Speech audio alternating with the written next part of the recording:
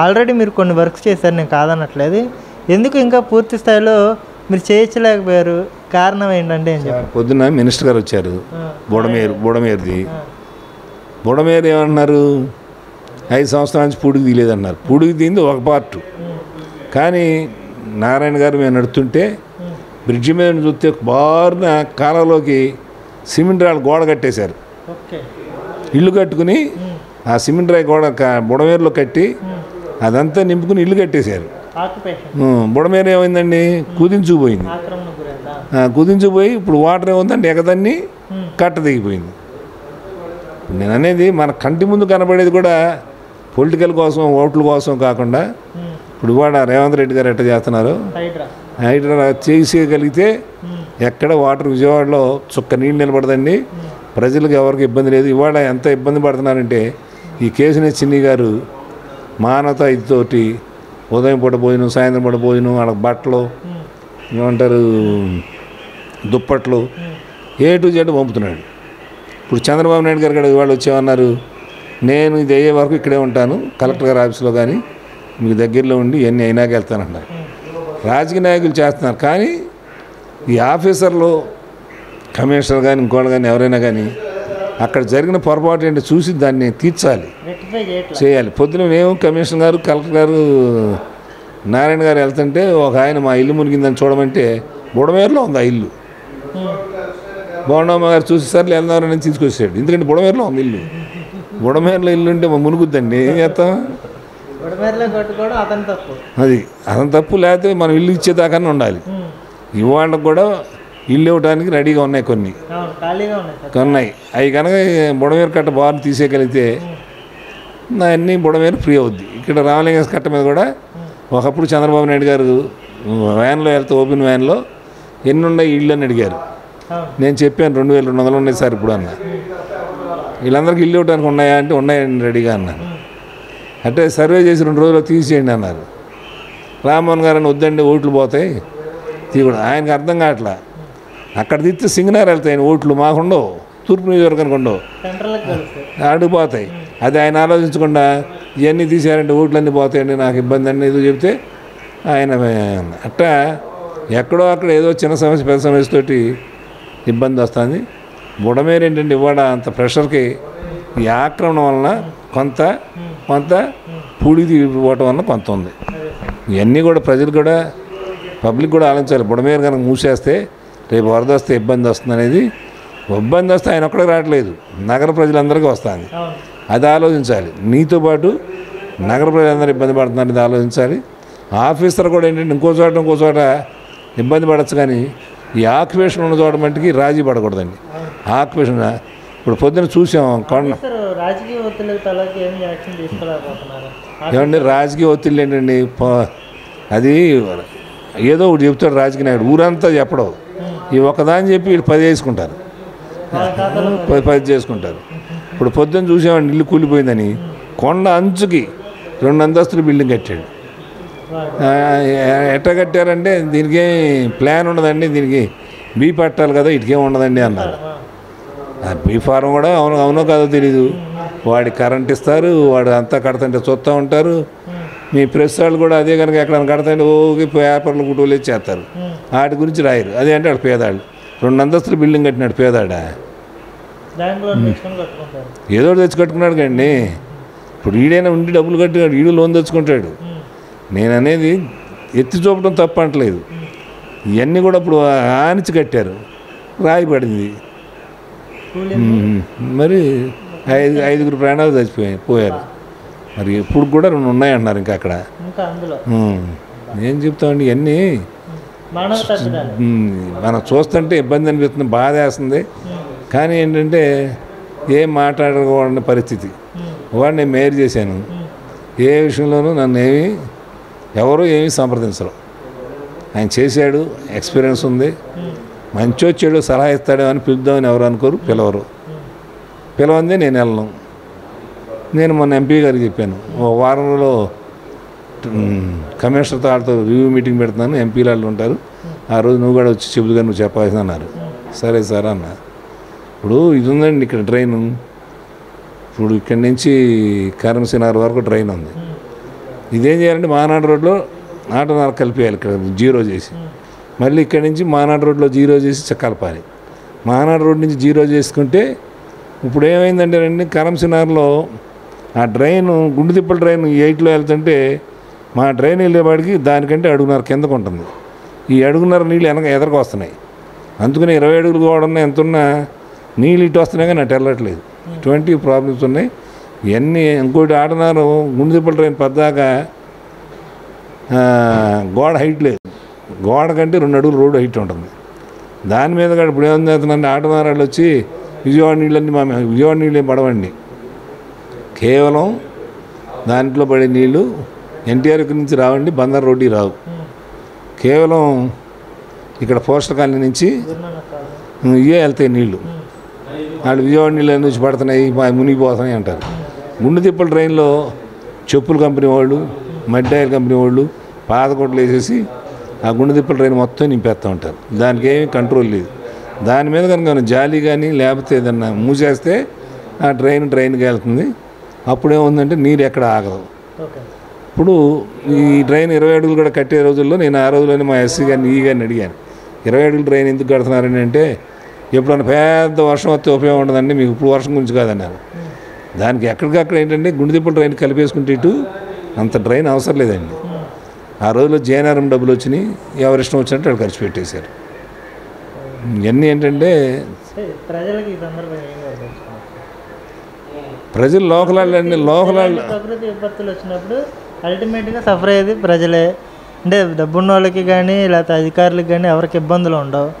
ఎవరైతే రూల్ని వైలేట్ చేసి దాన్ని ఇది చేస్తున్నారో వాళ్ళే సఫర్ అవుతున్నారు కదా ఈ సందర్భంగా. అంటే ఇప్పుడు చాలామంది కూడా యూజీడీ వచ్చేసిన తర్వాత సైడ్ డ్రైన్లు క్లోజ్ చేసేస్తున్నారు. అవి క్లోజ్ చేయాలా, అవి అలాగ ఉంచాలా? సైడ్ డ్రైన్స్ని ఎంకరేజ్ చేయాలా లేదంటే మీరేం చెప్పండి సార్? దేని చూసినా పాపాలేనండి. అండర్గ్రౌండ్ డ్రైనేజీ డైరెక్ట్గా కలపకూడదు కార్పొరేషన్ లైన్కి, కానీ మా కార్పొరేషన్ డ్రైనేజ్కి కలుపుతుంది.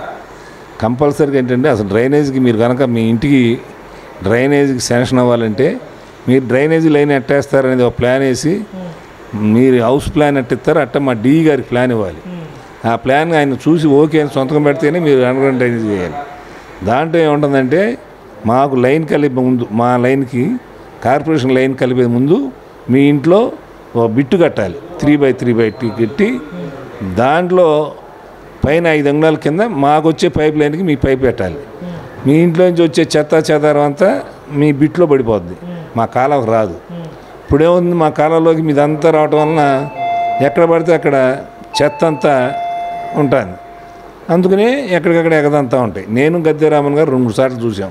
ఒక చోట నైటీ వచ్చింది, ఒక చోట సిమెంట్ సంచి వచ్చింది, ఒక చోట శానిటరీ నాప్కిన్స్ వచ్చినాయి, బోర్డన్ని ఉన్నాయి. అవన్నీ రాకుండా ఉండాలంటే మీ దగ్గర మ్యాన్హోల్ ఉండాలి. మ్యాన్హోల్ కంటే దానికి జాలి పెట్టాలి, అప్పుడు రావు. ఎక్కడ విజయవాడలో ఏ ఇంటాడు కూడా మ్యాన్హోల్ కట్టలేదు.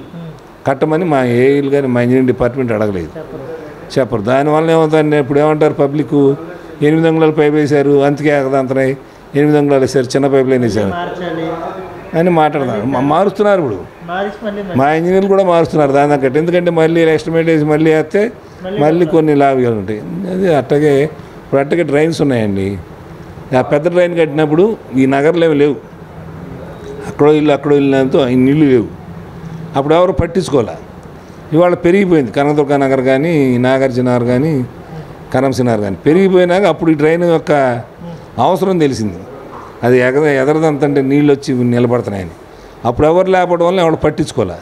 ఇప్పుడు పట్టించుకునేవాడికి అది పక్క డ్రైన్ అయిపోయింది. ఇప్పుడు అది తీయాలంటే అంత తేలిక కాదు.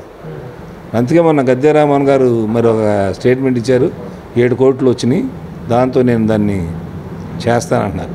కానీ ఏంటంటే డ్రైన్ కట్టని విధానం, మహానాడు రోడ్లో డ్రైన్ కట్టి గుండెదెప్పల్లో కలపాలి, గురునానక్ రోడ్లో ఒకటి కట్టాలి.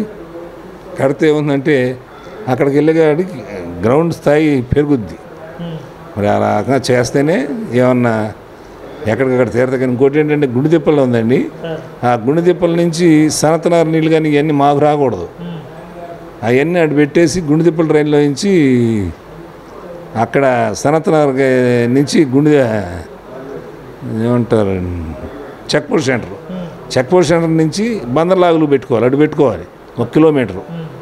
అటు వెళ్ళాలి కానీ నీళ్ళు బందర్ రోడ్డు మీద నీళ్ళు మాకు రాకూడదు. ఓకే. అవన్నీ ఆలోచించకుండా ఆ నీళ్ళు వచ్చేత నీళ్ళు వస్తున్నాయి, మునిగిపోతున్నాయండి, మునిగిపోతాయి. ఇవాళ కేవలం మునిగిపోవడానికి కారణం ఏంటంటే ఇంజనీరింగ్ అధికారులు. అధికారులు పర్యవేక్షణ సరిగా అవగాహన లేక సరైన ఇది లేకపోవటం వల్ల ఇవాళ ఇంజనీరింగ్ అధికారుల మీద చాలామంది ఉంటారండి. వర్క్ ఇన్స్పెక్టర్ ఉంటాడు, ఏఈ ఉంటాడు, ఏఈ మీద డిఈ ఉంటాడు, డిఈ మీద ఈఈ ఉంటాడు, ఈఈ మీద ఎస్సీ ఉంటాడు, ఎస్సీ మీద సిఈ ఉంటాడు. వీటన్నిటి మీద అప్పుడప్పుడు పర్యవేక్షణగా వేరే వాడు వస్తూ ఉంటారు. మరి పైన సొంతకం పెట్టేది కమిషనర్. ఒక్కసారి ఆ కమిషనర్ కానీ ఎవరైనా అసలు ఏంటనేది ఒకసారి పర్యవేక్షిస్తే తెలుస్తుంది. ఏమీ లేకపోవటం వలన ఎవరిష్టం వచ్చినట్టు ఇష్టానుసారం చేయటం వలన ఈ విజయవాడ రోడ్లు మీరైతే ఏం చేస్తారు ఇనిషియల్ స్టార్టింగ్? నేను మొన్న అడిగానండి మా మినిస్టర్ గారిని, సీఎం గారిని అడగలేదు కానీ, చంద్రబాబు నాయుడు గారిని అడగలేదు కానీ, మా మినిస్టర్లు అందరిని అడిగాను. నాకు జియో ప్రకారం చేస్తా, మీరెవరో ఏ ఫోను చేయొద్దు. నేను జియోల ప్రకారం వెళ్తాను, జియో వైలేషన్ చేయను. ప్రకారం విజయవాడని అందంగా చేసుకుంటాను. విజయవాడలో చాలా డబ్బు రావాల్సి ఉంది. నా డబ్బుతోటి రాజధానిలో ఒక బిల్డింగ్ కట్టిచ్చేస్తా, 5 అంతస్తుల బిల్డింగ్, విజయవాడ కార్పొరేషన్ బిల్డింగ్ అని ఇస్తాను. అది రాజధానికి అప్పచెప్పేస్తాము. అంత డబ్బు ఉంది మా దగ్గర, కానీ వసూలు చేయడానికి విధానం లేదు. ఇప్పుడు నేను మేయర్గా ఉండగా సర్కిల్ 3లో సర్వే చేయించాం, మొత్తం అండర్ గ్రౌండ్ మీద సర్వే చేయిస్తే 1.5 కోటి వచ్చిందండి. కనెక్షన్లో తీసుకున్న డబ్బులు కట్టకుండా 1.5 కోటి వచ్చింది. అట్లా 3 సర్కిల్స్ మీద చేస్తే అట్లా కనపడని డబ్బు బోర్డంత ఉందండి. మీరు కనుక ప్లాన్ లేకుండా ఇల్లు కట్టారనుకోండి, మీకు రూపాయి ట్యాక్స్ పెంచాలి గవర్నమెంట్ జియో ప్రకారం. నేను అందుకే చెప్పాను మినిస్టర్కి, మీరు మాట్లాడకుండా ఉంటే నేను రూపాయి ట్యాక్స్ పెంచుకుంటాను, వేస్తాను. అట్టగే మొన్నటిదాకా ఐలాపురం వెంకయ్య గారి ఐవి ప్యాలెస్ ఉండేది, సంవత్సరానికి 1,50,000 ఇచ్చేవారు. వాళ్ళు దాంట్లో ఒక పెళ్లి చేసుకుంటే 1,50,000 తీసుకుంటారు. నేను కోర్టులో వేసి ఇది చేసి క్యాన్సిల్ చేయించా. ఓ రాజకీయ నాయకులు కూడా ఫోన్ చేశారు, దాని జోలు వెళ్ళబాకండి అని. ఏం లేదని మాకు కావాలన్నా. ఇప్పుడు దాంట్లో ఏదైనా ఫంక్షన్ జరిగితే మేమే 1,00,000 తీసుకుంటాం. ఒక నెలలో 10 జరగచ్చు, 20 జరగచ్చు. అట్లా చాలా ఉన్నాయి. విజయవాడలో కొన్ని పేర్లు చెప్పకూడదు కానీ మాకు రావాల్సిన డబ్బు అండి. నేను అనేది కార్పొరేషన్కి అధికారంగా చాలా. ఇప్పుడు విజయవాడ నగరంలో దాదాపుగా 3,500-4,000 షాపులు ఉన్నాయి. వీళ్ళందరూ కూడా ప్రతి సంవత్సరం 33.1 పెంచుతారు ట్యాక్స్. కానీ కొంతమంది 10%, 15% జియో తీసుకొస్తున్నారు. నేను వెళ్ళి అడిగాను, మా ప్రిన్సిపల్ సెక్రటరీని అడిగాను, సతీష్ చంద్ర గారిని అడిగాను, మా ఆస్తులకు మీరు జియో ఇవ్వటం ఏంటి? ఆస్తి కార్పొరేషన్ది, మీదేం ₹10 లేదు, మీరు జియో ఎందుకు ఇస్తున్నారండి? మీరు ఇవ్వకూడదు కదా మా ఆస్తి మీద. మీరు జియో ఇచ్చి మాకు రావాల్సిన డబ్బు నష్టం తీసుకొస్తున్నారని చెప్పాను. కొన్ని ఉంటాయిలేండి అన్నారు. ఏం చెప్తాం? అందుకు నేను అంటున్నా, ఎవరు పట్టించుకోకపోతే విజయవాడలో బంగారం రోడ్డు వేసుకునే డబ్బులు వచ్చినాయి. నాకు అదృష్టం ఏంటంటే మా చంద్రబాబు నాయుడు గారు, అప్పుడున్న చంద్రబాబు నాయుడు గారు సీఎం గారు, నేను కోరిన దాని మీద యనమల రామకృష్ణ గారి సహకారంతో సంవత్సరానికి 110 కోట్లు జీతాలు అవుతాయి మాకు. 101 మరి ఆయన యనమల రామకృష్ణ గారు మీటింగ్లో చెప్పాడు ఓపెన్గా, కేవలం ఈ 101 ఎత్తి విజయవాడ మేయర్ గురించి ఇస్తున్నానని మా కమిషనర్ అందరూ కూర్చున్నప్పుడు చెప్పాడు. మా కమిషనర్ ఒక ఆయన వచ్చి నాకు వచ్చి చెప్పాడు, ఎప్పటి నుంచో అడిగితే చివరికి ఇచ్చారు. అదే ఇంకా 3 నెలల్లో నా పదవి అయిపోద్దనగా వచ్చిందండి. మరి మిగిలిపోతున్నాయి 110 కోట్లు ఏమవుతున్నాయి ఆ డబ్బు? ఇది మిగిలిపోయింది. మేము 5 ఏళ్లలో ₹1 ట్యాక్స్ పెంచలేదు, 1 పైసా. ఇవాళ మరి 5 ఏళ్లలో 15% పెంచుకుంటే ట్యాక్స్ వెళ్ళారు. చెత్త పన్ను అసలు లేదు కదా, నీళ్ళు వేసుకుంటున్నారు. గవర్నమెంట్ యూజర్ ఛార్జ్ అని కొంత తీసుకొచ్చిందండి, ఎందుకంటే ఒక ఇది ఉండాలని. తర్వాత తీసేశారు. మా గవర్నమెంట్లో కూడా లేదు. మా గవర్నమెంట్లో వల్ల వాటర్ వర్క్ మీద ప్రతి సంవత్సరం 7% పెంచేది ఒకటే ఉండేది, అదే తీసేయమని అడిగాం. అది జరగలేదు. కానీ 15% పెంచడం అనేది సంవత్సరానికి ఒకసారి హౌస్ల మీద ఎంత ఆదాయం పెరిగిందండి కార్పొరేషన్కి. మరి ఆదాయం ఏమైందో, ఈ ఆదాయం ఏమైందో, ఇంత డబ్బు వస్తుంటే కార్పొరేషన్లో పనులు చేయాలంటే చేయరు. మళ్ళీ అక్కడ పార్టీలు, నేనుండగా పార్టీలు చూడలేదండి. అన్ని పార్టీలకి అన్నీ చేశాను, మాట్లాడబడ్డాను. ఎందుకంటే మా వాళ్ళు అనేవారు వాళ్ళకి యథార్థవాది, లోక విరోధి అన్నారు. మా వాళ్ళు అనేవారు వాళ్ళగట్ట పనులు జరుగుతున్నాయండి, మీరు వాళ్ళక్కడ చేస్తున్నారని అంటే ప్రజలకి మన పని చేస్తే ఏం చేస్తాయండి. ఈసారి వైసీపీ చేసినట్టు నెక్స్ట్ మనకు మేయర్ గారు ఉండగా టీడీపీ గవర్నమెంట్ ఉండగా పనులు జరిగిందని చెప్పి నెక్స్ట్ టైం మన ఆడికి ఓటేస్తారు. అవును. మనం చేయలేదు అనుకుంటే వాళ్ళు అప్పుడు పనులు చేయలేదు ఆ గవర్నమెంట్లో మళ్ళీ వేయరు. నేను అట్ట ఆలోచిస్తాను. కౌన్సిల్ మీద మీ అభిప్రాయం ఏంటి? ఇప్పుడు జరుగుతున్న కౌన్సిల్ సమావేశం పేరుకే కౌన్సిల్ అండి, పేరుకే కౌన్సిల్ పేరుకే కౌన్సిల్. అంతే. అది కౌన్సిల్ ఏముందండి, మాట్లాడినెవరు తెలుగుదేశం కార్పొరేట్లో మాట్లాడినెవరు నుంచోనివ్వరు. అదే అంటే రౌడిజం. కనీసం ప్రెస్లు రానివ్వరు. ఇంకేముందండి అక్కడ. ఇప్పుడు నేను ఉన్నప్పుడు పోడియం చుట్టూ 15 మంది ముగేవారు, మేయర్ డౌన్ డౌన్ అంటూ ఉండేవారు. ప్రతి 3 రోజులు నడిచేది ప్రెస్ కౌన్సిల్.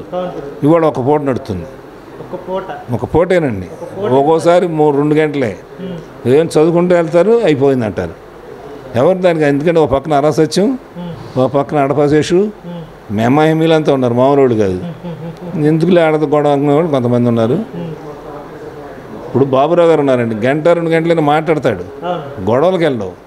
అట్టగే తెలుగుదేశం వాళ్ళు కూడా మాట్లాడతారు, గొడవలకు వెళ్ళలేరు.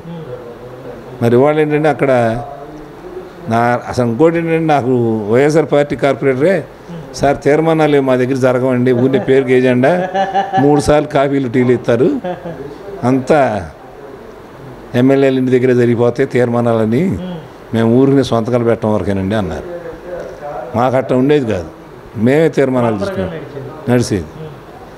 చంద్రబాబు నాయుడు గారి పరిపాలనకి దానికి నక్కి నాగలకన్నా తేడా ఉంటుందండి.